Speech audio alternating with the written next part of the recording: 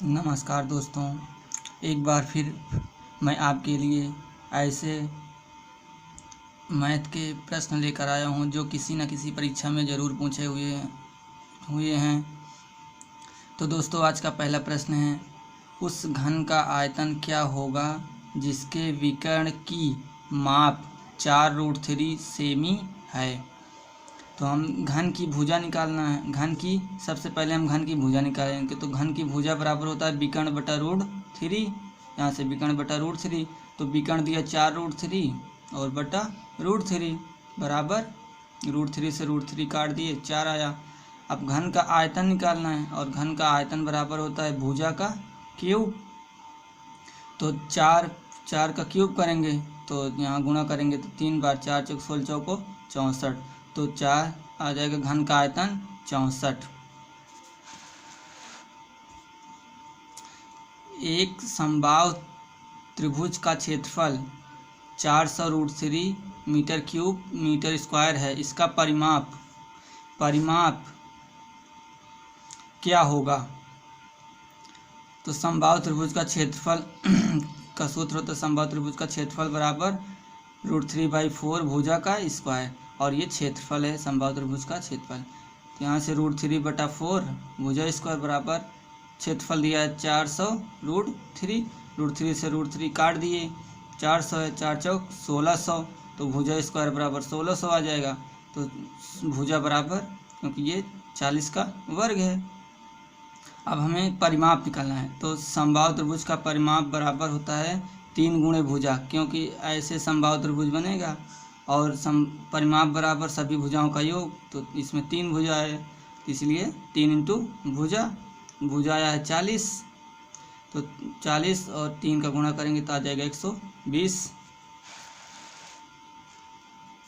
एक नाव नदी के धारा के विपरीत 5 घंटे में उतनी दूरी तय करती है जितनी दूरी वह 2 घंटे में धारा के साथ में चलकर तय करती है।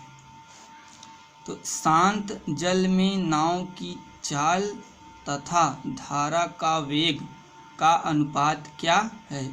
दोस्तों, ये आरआरबी में आया हुआ प्रश्न है, तो हमें निकालना है दोनों का अनुपात। तो शांत जल में नाव की चाल या अनुपात या बटा में दोनों कर सकते हैं। तो धारा का वेग, तो अब ट्रिक से लगाएंगे तो ये होता है शांत जल में नाव की चाल बराबर ये समय का दोनों का योग बटा 2, और इधर से फिर जब धारा का वेग दोनों समय का अंतर बटा 2, तो यहाँ से 5 और 2 7 आ जाएगा, और 2 से 2 कट जाएगा, तो यहाँ से 7 और 3, तो 7:3 आ जाएगा। 260 मीटर लंबी एक ट्रेन 120 मीटर लंबे एक दीवार को 19 सेकंड में पार कर जाती है। ट्रेन की चाल किमी प्रति घंटा में क्या होगी। तो हम जानते हैं कि चाल बराबर दूरी बटा समय। अब दूरी, अगर कोई, अब ये है दीवार, मान लेते हैं कि ये है दीवार और इधर से आ रही है ट्रेन। तो अब ये जो ट्रेन की लंबाई कितना है, ट्रेन की लंबाई 260 है और ये 120 है। जब ट्रेन इसको पार करेगी तो क्या हो जाएगा, इसकी लंबाई ट्रेन की और दीवार की दोनों को लंबाई को जोड़ देंगे तो ये दूरी आ जाएगी कि इतनी दूरी।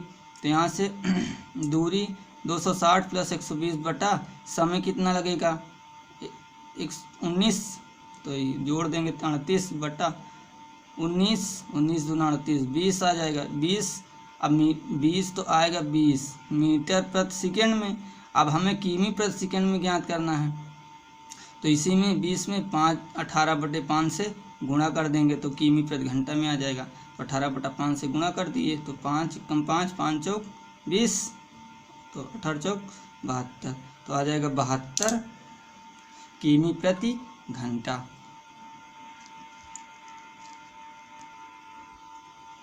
किसी परीक्षा में 8 छात्रों का औसत अंक 51 है तथा अन्य 9 छात्रों का औसत अंक 68 है। पूरे छात्रों का औसत अंक क्या होगा? तो औसत हमें निकालना है, तो औसत बराबर कुल पदों का योग बटा कुल पदों की संख्या सूत्र होता है। तो अब 8 छात्रों का औसत 51 है, तो इन दोनों का गुणा किए, प्लस 9 छात्रों का औसत 68 है, इन दोनों का गुणा किए, बटा 8 छात्र यहाँ से, 9 छात्र यहाँ, तो दोनों का योग कर देंगे, 9 8 17, इसका गुणा किए 408, प्लस इन दोनों का गुणा करेंगे तो 612 बटा 9 8 17। अब दोनों का योग करते हैं, योग करेंगे तो आ जाएगा 1020 बटा 17, भाग दे देंगे 17 एकम 17, 17 छक्का 102, 0 आ जाएगा 60। तो पूरे छात्रों का औसत अंक 60 हो जाएगा। 1/5 प्लस 4/5 इंटू 2/9 भागे 1/7 माइनस 1/3 बराबर क्वेश्चन मार्क। दोस्तों ये आरआरबी में आया हुआ प्रश्न है। तो इस सीरीज को हल करने के लिए पहले हम भाग हल करते हैं, फिर गुणा, फिर जोड़, फिर बाद में घटाना। तो सबसे पहले हम भाग तोड़ेंगे, तो 1/5 प्लस 4/5 इंटू 2/9। अब ये भाग में है तो ये इसके नीचे 1/7 उल्टा कर देते हैं, उल्टा कर देंगे तो गुणा में हो जाएगा, इंटू 7/1 माइनस 1/3 क्वेश्चन मार्क। तो 1/5 प्लस 4 दूना 8, 8 सते 56 बटा 9 पचे 45 माइनस 1/3 क्वेश्चन मार्क। तो इन तीनों का एलसीएम 45, 5 से भाग देंगे 9 बार जाएगा, 9 यहाँ गुणा करेंगे 9, प्लस 45 से भाग देंगे 1 बार जाएगा, यहाँ से 1 गुणा करेंगे 56 आ जाएगा, 3 से 15 बार जाएगा तो 15 एकम 15 क्वेश्चन मार्क। तो इन दोनों का पहले योग करते हैं, योग करके -15 कर देंगे तो 65 आ जाएगा, 65 में 15 माइनस करेंगे तो 50/45 आ जाएगा, काट देंगे 5 से, 5 9 45, 5 एकम 5 0, भाग देंगे 1 सही 1/9 आ जाएगा।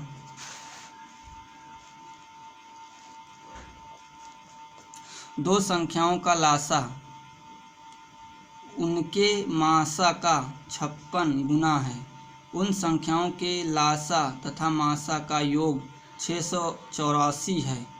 यदि उनमें से एक संख्या 96 है तो दूसरी संख्या क्या है? तो अब कह रहा है मासा का जो लासा है, मासा का 56 गुना है, तो मासा मान लेंगे x, मासा माना x और लासा इसी का 56 गुना हो जाए 56x।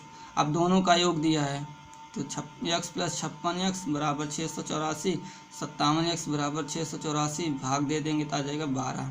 तो मासा आ जाएगा 12। अब लासा हमें निकालना है तो इसी में 56 में 12 से गुणा करेंगे तो 56 इंटू 12। तो अब सूत्र होता है पहली संख्या गुणे दूसरी संख्या बराबर लासा गुणे मासा।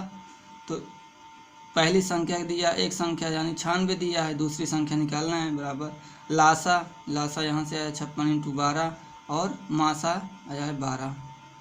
तो 96 यहाँ से काट देंगे, 12 एकम 12, 12 अट्ठे 96, 8 एकम 8, 8 सत्ते 56, तो 12 सत्ते 84 आ जाएगा।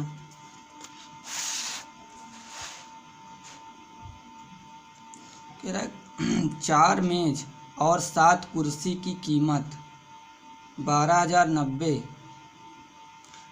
रुपये है। ऐसी ही 12 मेज और 21 कुर्सी की कीमत क्या है? तो 4 मेज प्लस 7 कुर्सी की कीमत 12,090 रुपये है। तो अब हमें 12 मेज और 21 कुर्सी का निकालना। अगर हम दोनों तरफ 3 का गुणा कर दें तो यहाँ से देख गुणा करेंगे तो चढ़ते 12 मेज और प्लस 7 त्रिक 21 कुर्सी। अब इधर भी 3 से गुणा कर दिए, यानी दोनों तरफ जब 3 से गुणा कर देंगे तो आ जाएगा 12 मेज और 7 21 कुर्सी की कीमत आ जाएगा। तो 3 इंटू 12,090 इसका गुणा कर दिए तो 36,270 रुपये आ जाएगा 12 मेज और 7 कुर्सी का मूल्य। किसी परीक्षा में एक छात्र ने पूर्णांक का 36% अंक प्राप्त किया लेकिन 32 अंकों से फेल हो गया। उसी परीक्षा में एक अन्य छात्र ने 48% अंक प्राप्त किया और वह पास अंक से 64 अंक अधिक लाया। परीक्षा का पूर्णांक क्या है? तो हमें पूर्णांक निकालना है। तो इस तरह के सवाल में दोस्तों हम ट्रिक्स बहुत ही आसानी से हल कर सकते हैं। जैसे 48 ये अंक और इन दोनों को इन दो प्रतिशत में 48 माइनस 36 कर देंगे प्रतिशत बराबर, अब 64 अंक अधिक पाया है और ये फेल का है तो इन दोनों का योग कर देंगे 64 प्लस 32, तो इन माइनस करेंगे तो 12% बराबर 96, तो 1% बराबर 12 से यहाँ आया चलेगा नीचे 12 अट्ठे 96, तो एक निकालना है तो 1 बराबर या 1 अगर यहाँ से प्रतिशत है तो इसको हम 1/100 लिख सकते हैं ना, तो यहाँ से 100 यहाँ गुणा कर दिए डायरेक्ट 800, तो जैसे यहाँ मान लेते हैं कि ये 8 है। अब 1 बराबर निकालने के लिए इन दोनों का गुणा करेंगे तो 800 आ जाएगा, इसी तरह से डायरेक्ट कर दिए तो पूर्णांक आ जाएगा हमारा, ये है पूर्णांक, तो पूर्णांक आ जाएगा 800।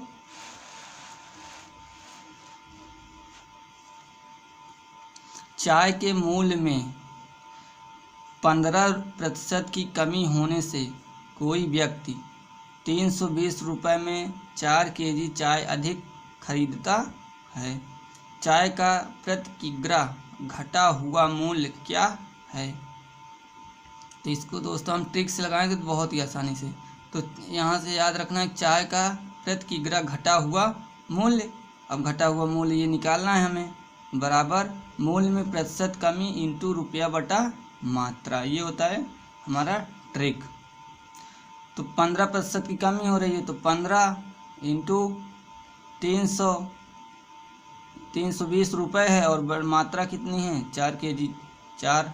अब ये 100 कहाँ से आया, क्योंकि ये प्रतिशत में है तो 15/100 कर दिए यहाँ से। अब काट देंगे यहाँ से, 1 0 से 0 काट दिए, 4 एकम 4 4 8 32, 2 चौक 8, 2 5 दूना 10, 15 15, 2 एकम 2 चौक 8, 4 12 रुपये। एक छात्र किसी परीक्षा में 45% अंक प्राप्त किया और 35 अंकों से फेल हो गया। उस परीक्षा के पूर्णांक क्या थे? वह 350 अंक प्राप्त करता है तो वह ठीक उत्तीर्ण हो जाता। अब दोस्तों यहाँ 2% तो दिया नहीं है, पिछले सवाल में 2% दिया था, अब 2% नहीं तो हमेशा मानेंगे 100, तो यहाँ से 100 माइनस 45% बराबर फेल और इन दोनों का योग कर देंगे तो 35 प्लस 350, तो यहाँ 100 में से 45 गए 55% बराबर 385 और 1% बराबर यहाँ से भाग देंगे 385/55 काट देंगे, अभी रहने दें। तो 1 बराबर, अब 1 बराबर 1/100 होगा तो 100 यहाँ गुणा कर दिए तो 385 इंटू 100/55, 55 एकम 55, 55 सत्ते 385, 7 और 100 का गुणा कर दिए तो 700। ये है हमारा पूर्णांक, आ जाएगा 700। यदि 50 कलम का क्रय मूल्य 60 कलम के विक्रय मूल्य के बराबर हो तो प्रतिशत लाभ या हानि क्या है? अब हमें प्रतिशत लाभ या हानि ज्ञात करना, इसके लिए ट्रिक है दोस्तों, प्रतिशत लाभ या हानि बराबर खरीदी गई वस्तु माइनस बेची गई वस्तु बटा बेची गई वस्तु इंटू 100।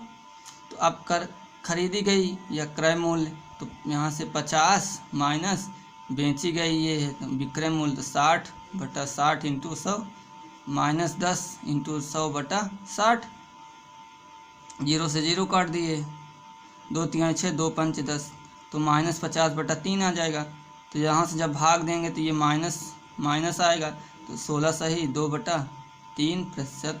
अब माइनस आया इसलिए क्या होगा यहाँ हानि, अगर यहाँ प्लस आएगा तो लाभ होगा, अगर यहाँ माइनस आएगा तो हानि होगी।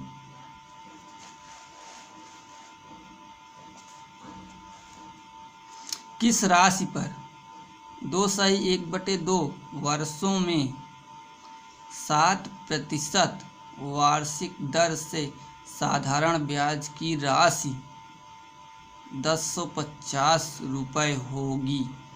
तो अब हमें मूलधन निकालना पूछ रहा है, राशि यहाँ पूछना है और यहाँ साधारण ब्याज दिया है। तो हम जानते हैं कि साधारण ब्याज बराबर PRT बटा 100 से। अब मूलधन निकालना है तो ब्याज गुणे 100 बटा समय गुणे दर। तो ब्याज है 1050 इंटू 100 और बटा 7 × 5 = 35 और ये 2 ऊपर चला जाएगा तो 2 यहाँ गुणा कर दिए तो 5 काट देंगे, 35 × 35, 35 × 105 और ये 0, 30 दूना 60 और ये 0 0 तो आ जाएगा हमारा 6000 रुपये। तो राशि हो जाएगी 6000 रुपये।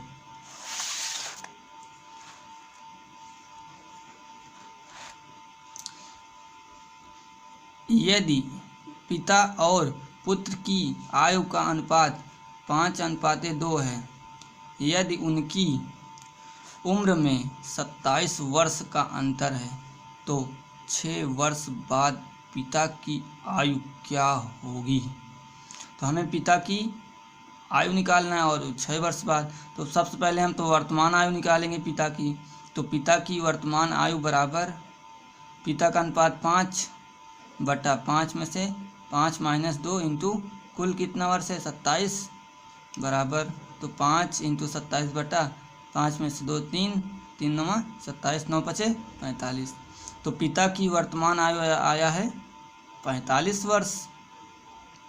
तो अब हमें कह रहा कि 6 वर्ष बाद निकालना है। तो 6 वर्ष बाद पिता की आयु, अभी वर्तमान में 45 है और 6 वर्ष बाद निकालना है, तो इसलिए इसी में 6 जोड़ देंगे तो 51 वर्ष। अगर यही सवाल में कहता कि 6 वर्ष पूर्व पिता की आयु क्या थी, तो 45 - 6 कर देते तो आ जाता 39।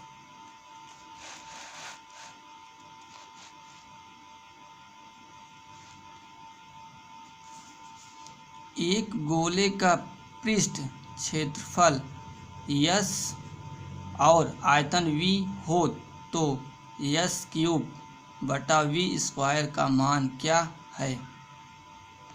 अब हमें S³ और V² का मान निकालना है।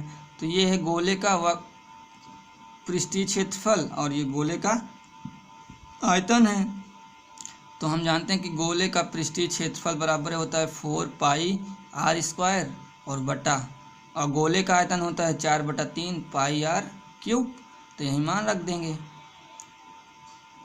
तो यहाँ से 4 × 16 को 64 और π³ हो जाएगा और r 3 दूना 6, r पर घाते 6 बटा 4 × 16 π² और r³ 6 हो जाएगा। और ये 3 त्रिक का 9 होगा, 9 को यहाँ डायरेक्ट कर दिए, ऊपर गुणा कर दिए, नहीं ये ऊपर चला जाएगा 9। तो काट देंगे यहाँ से π² से π² कट जाएगा, r6 से r6, 16 कम 16, 16 चौको 64 और यहाँ एक पाई बचेगा तो 9 चौक 36 π एकक, तो आ जाएगा 36 π।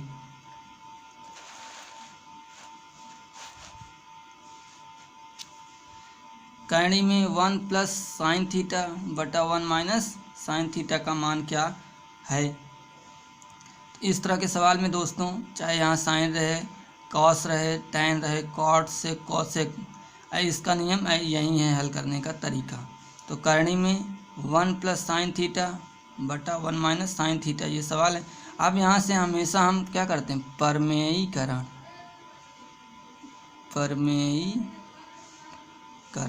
और परमेयीकरण करते हैं। तो दोस्तों यहाँ से जो हर में चिन्ह रहता है, चिन्ह को बदल कर ऊपर नीचे गुणा कर देते हैं। अब यहाँ 1 - sin थीटा है तो इसका परमेयीकरण करेंगे तो 1 + sin थीटा बटा 1 + sin थीटा। अब इन दोनों का गुणा करेंगे, करणी में 1 + sin थीटा का ये स्क्वायर हो जाएगा और इसका गुणा करेंगे तो 1 - sin स्क्वायर थीटा आ जाएगा, क्योंकि एक a - b + b बराबर होता है a² - b²। तो यहाँ से एक कोष्ठक में माइनस है, कोष्ठक में प्लस है, इसलिए ए का स्क्वायर माइनस बी का स्क्वायर कर दिए यहाँ से। तो बराबर कहानी में 1 प्लस साइन थीटा का स्क्वायर बटा, अब 1 माइनस साइन स्क्वायर थीटा बराबर होता है कॉस स्क्वायर थीटा। तो अब करणी हटाएंगे, स्क्वायर है स्क्वायर, तो एक एक बाहर आ जाएगा यहाँ से, 1 प्लस साइन थीटा बटा कॉस थीटा। फिर यहाँ से अलग कर देंगे, एक जैसे 1 बटा कॉस थीटा कर देंगे प्लस फिर साइन थीटा और कॉस थीटा। तो एक बटे कॉस थीटा बराबर होता है सेक थीटा और प्लस साइन बटा कॉस आएगा, तो ये होता है टेन थीटा।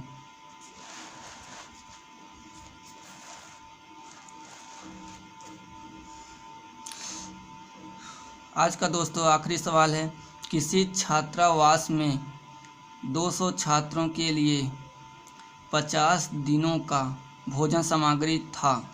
10 दिनों के बाद 50 छात्र और शामिल हुए तो तब शेष भोजन सामग्री कितने दिन चलेगा।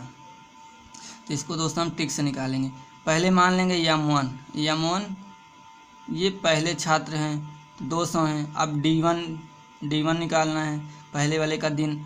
तो पहले 50 दिन था, 50 दिन और 10 दिनों के बाद, तो जब दिन निकालेंगे तो शेष दिन कितना हो जाएगा, 50 माइनस 10 बराबर 40। और M2 जब निकालेंगे, पहले कितने हैं 200 और इसी में 50 क्या छात्र जुड़ जा रहे हैं, तो M2 निकालेंगे तो पहले 200 हैं और 50 आके इसी में जुड़ेंगे, तो यहाँ से आ जाएगा 250 और D2 हमें निकालना है। तो सूत्र होता है दोस्तों M1 D1 बराबर M2 D2। तो M1 है 200 और D1 है 40 बराबर M2 है 250, D2 निकालना है। यहाँ से काट देंगे, 0 से 0 काट दिए, 25 से कम 25, 25 अट्ठे 200, तो 8 चौक 32, तो आ जाएगा 32 दिन में जो शेष भोजन सामग्री है वो 32 दिन चलेगी।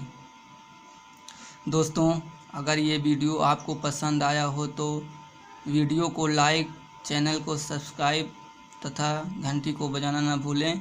थैंक्स फॉर वाचिंग दोस्तों।